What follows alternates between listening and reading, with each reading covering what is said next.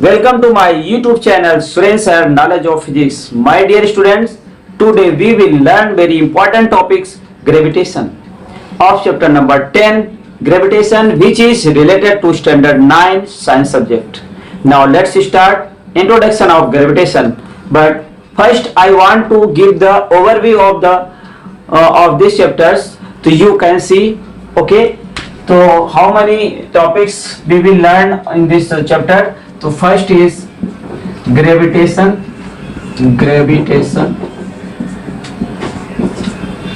Second is universal law of gravitation.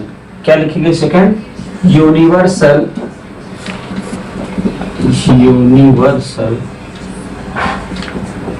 Law of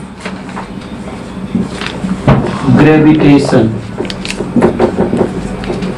Third point, we will discuss mass. And fourth point, third point क्या हम पढ़ेंगे? mass.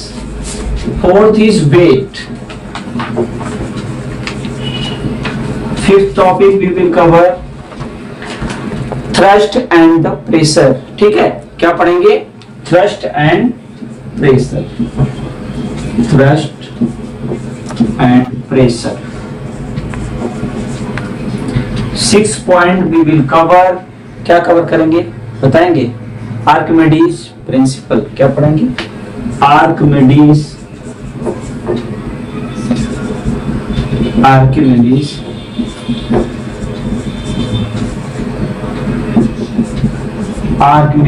Principal. And last topic we will discuss relative density. क्या पढ़ेंगे? relative density.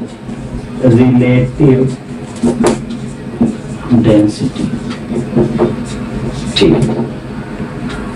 अब हम first topic पे आते हैं कि ये तो हमारे पॉइंट्स हैं जो हम इस चैप्टर में स्टडी करेंगे. जैसे कि हमने आपको बताया ग्रेविटेशन पढ़ेंगे, फिर universal gravitation, then after mass पढ़ेंगे क्या होता है, what is weight, thrust and pressure, Archimedes principle and relative density.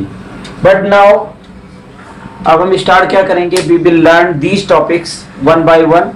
तो हम पढ़ने वाले ही हैं, बट सबसे पहले जो हम पढ़ेंगे इंट्रोडक्शन ऑफ ग्रेविटेशन. ठीक है, तो have you written this all topic? Okay, तो अब हम जो हमारा फर्स्ट टॉपिक है वो है इंट्रोडक्शन ऑफ ग्रेविटेशन. Introduction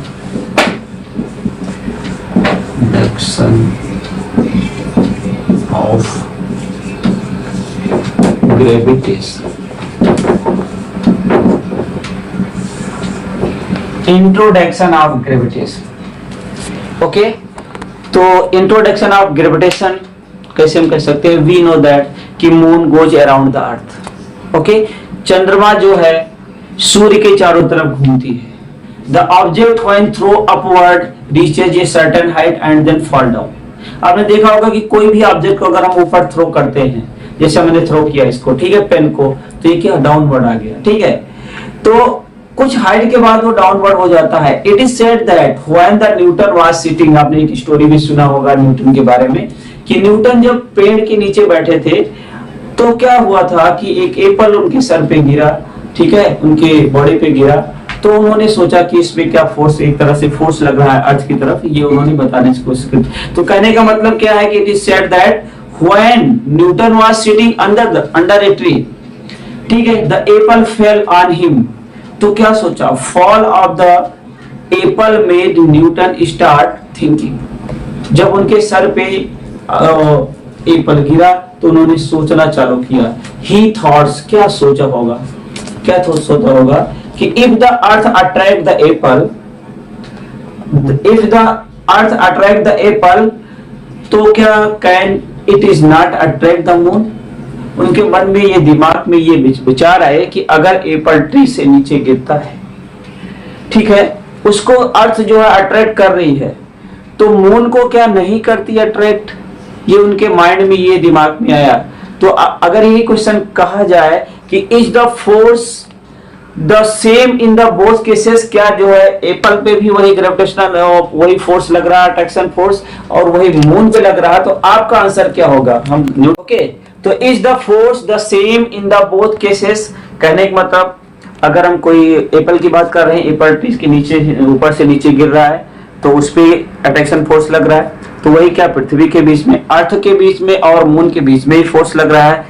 ये क्वेश्चन उन्होंने सोचा था और यही क्वेश्चन मैं आपसे पूछना चाहता हूं, is the force are same in both cases, दोनों केसेस में फोर्स एक जैसे लगेंगे। जैसे क्या है, ये हमारा ट्री है, ठीक है, ये ट्री है, ये मान लो एप्पल का ट्री है, जहां से एप्पल जो है गिर रहा है, और यहाँ पे कौन बैठा था, मान लेते हैं न्यूटन यहाँ पे बैठे थे, ठीक है, फॉर एग्जाम्पल फिगर ऐसे बना लेते हैं, ठीक है, ये न्यूटन है, ठीक है, इनके ऊपर यहाँ पे गिरता है। तो यहाँ पे क्या बताया उन्होंने, न्यूटन ने क्या बताया कि यहाँ पे कोई क्या लग रहा है, अट्रैक्शन फोर्स लग रहा है, क्योंकि पृथ्वी अट्रैक्ट कर रही है, अट्रैक्शन फोर्स लग रहा है बाय अर्थ। तो क्वेश्चन ये उठता है कि अगर मून जो है अर्थ के चारों तरफ घूम रही है तो क्या उस पे भी लग रहा है? बट ऑब्वियसली लग ही रहा है। तो कैसे इसको बताओगे, प्रूफ कैसे करके बताओगे, क्योंकि अर्थ के चारों तरफ मून घूम रहा है। तो मैं एक एग्जांपल आपको देता हूं, जैसे क्या है, एक पत्थर ले लो, स्टोन ले लो, यहाँ पे स्टोन, एक पत्थर है, स्टोन है, ये स्टोन को अगर ऊपर से छोड़ देते हो, लीव द स्टोन, ये पत्थर को हमने यहाँ से छोड़ा तो कहाँ जाएगा, नीचे गिरेगा, ये पत्थर नीचे को ही आता है। लेकिन आप एग्जांपल एक देखिए, मैं आपको बताना चाहता हूं कि अगर इसी पत्थर को, इसी स्टोन को अगर हम किसी थ्रेड में बांध लें या किसी रस्सी से बांध करके उसको रोटेट करें, यूं यूं घुमाएं ऐसे, जैसे मैं एनी पर्सन्स आर देयर,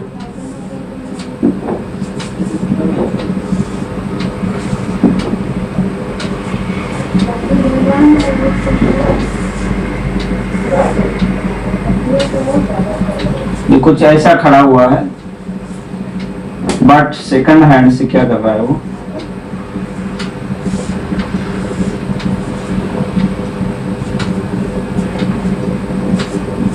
ठीक है, एक पर्सन है, कोई भी है, एनीथिंग, ओके, कानून बना देते हैं, ठीक है। अगर ये एक रस्सी लेता है और इस रस्सी में इस स्टोन को बांध देता है और बांध के वो रोटेट कराता है ऐसे,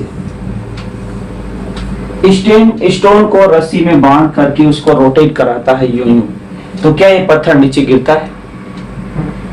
क्वेश्चन आपसे है। अगर ये आदमी, एक स्टूडेंट या कोई भी पर्सन है, उसी पत्थर को, जो स्टोन यहाँ से, जो पत्थर को हमने यहाँ पे रखा, छोड़ दिया तो नीचे गिर गया, और उसी पत्थर को एक रस्सी से बांध करके एक आदमी उसको क्या करता है, ये मैन इज स्टार्ट रोटेटिंग, उसको रोटेट करवा रहा है, ठीक है। तो क्या वो पत्थर नीचे गिरता है? नहीं गिरता ना। क्यों नहीं गिरता? क्योंकि इसके अंदर की साइड में एक फोर्स लगता है, this force name is centripetal force, centripetal force, ठीक है।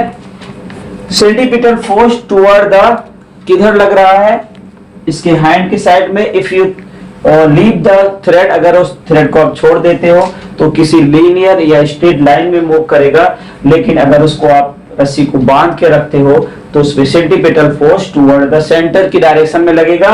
और सेम अगर इस तरह से रोटेट कर सकता है तो वी कैन से दैट, हम क्या कह सकते हैं कि मून भी इसी तरह से ये ग्रेविटेशनल फोर्स के थ्रू अर्थ के चारों तरफ घूमता रहेगा, और उस पे ग्रेविटी तो लग रही है, उस पे अट्रैक्शन फोर्स अर्थ का लग रहा है, इसलिए वो रोटेट कर रहा है, क्योंकि वो उस पे एक्सेलरेट हो रही, बॉडी मूव कर रही है, और वो इस स्पीड से मूव कर रही है कि उसका सेंटीपीटल फोर्स सेंटर की डायरेक्शन में लग रहा है। अगर हम कहें मून और अर्थ, तो अर्थ की डायरेक्शन में लग रहा है, जिसकी वजह से वो रोटेट होती है, और वो कंटिन्यू और रोटेट होती है, और अर्थ पे वो नहीं आ पाती है, ठीक है। तो ये इसका रीजन है। तो अगर हम ग्रेविटेशन को स्टार्ट करते हैं, ठीक है, तो हमारा क्वेश्चन क्या था, क्या जो है एप्पल पे अगर अट्रैक्शन फोर्स लग रहा है टुवर्ड द अर्थ, या अर्थ के द्वारा तो क्या मून पे लग रहा, तो आंसर क्या होगा? ऐसा क्वेश्चन आपसे मैं पूछ रहा हूँ, इज क्या हम पूछ रहे हैं आपसे, is the force is same in both cases, is the force is same, is the force same in the both cases? अभी इस एग्जाम्पल के माध्यम से आपको क्या लगा, होगा कि नहीं होगा? एक फोर्स लगेगा कि नहीं, एक जितना फोर्स लगेगा नहीं क्या? Is the force same in the both cases? Both cases किसके लिए है? एप्पल के लिए है और मून के लिए, तो क्या उसमें लगेगा फोर्स कि नहीं लगेगा? आंसर होगा एस, लगेगा। क्यों लगेगा? लगेगा, same force will be applied there, but moon is around revolve around the earth, so this is not fall on the earth. Okay, तो ये हमारा आंसर रहा। अब हम इसके बाद हम इसको डिफाइन कैसे करेंगे? What is definition of gravitational force? Gravitation की डिफिनेशन अगर हमें लिखना है तो कैसे लिखेंगे? तो अब हम लिखेंगे what is definition of gravitation. एक जब डिफिनेशन उसी के बेसिस पर हम लिख सकते हैं कि earth attract all things toward it. क्या करती है? अर्थ जो है अट्रैक्ट करती है सभी वस्तु को through on the unseen force of the attraction. Unseen force का मतलब ये हम कह सकते हैं कि जो हमें फोर्स दिखता नहीं, और this force of attraction is known as gravitation. तो क्या लिख सकते हैं? अगर हम इसको लिखें तो लिख सकते हैं डिफिनेशन इस तरह से कि अर्थ क्या करती है? अट्रैक्ट करती है। क्या लिखेंगे? अर्थ अट्रैक्ट किसको करती है? ऑल थिंग्स, जितनी भी वस्तुएं हैं, ऑल थिंग्स, जितनी वस्तुएं हैं, ऑल थिंग्स किस तरफ अट्रैक्ट करती है? टुवर्ड्स इट, सेंटर की तरफ, टुवर्ड्स इट, मतलब इसकी तरफ अट्रैक्ट होती है। ठीक है, थ्रू ऑन अनसीन फोर्स, मतलब जिसको हम देख नहीं सकते। थ्रू क्या लिख सकते हैं? थ्रू क्या लिख सकते हैं? Through on unseen force, through on an unseen force, जिसको हम देख ना सके, अनसीन फोर्स। आपको ग्रेविटेशनल फोर्स दिखता क्या? नहीं दिखता है। ऑफ अट्रैक्शन, अट्रैक्शन तो करती है लेकिन हमें दिखता नहीं। अट्रैक्शन, ठीक है, ये फोर्स है। तो this force of attraction is known as, क्या कह सकते हैं? This force of attraction is known as, हम क्या लिख सकते हैं? Is known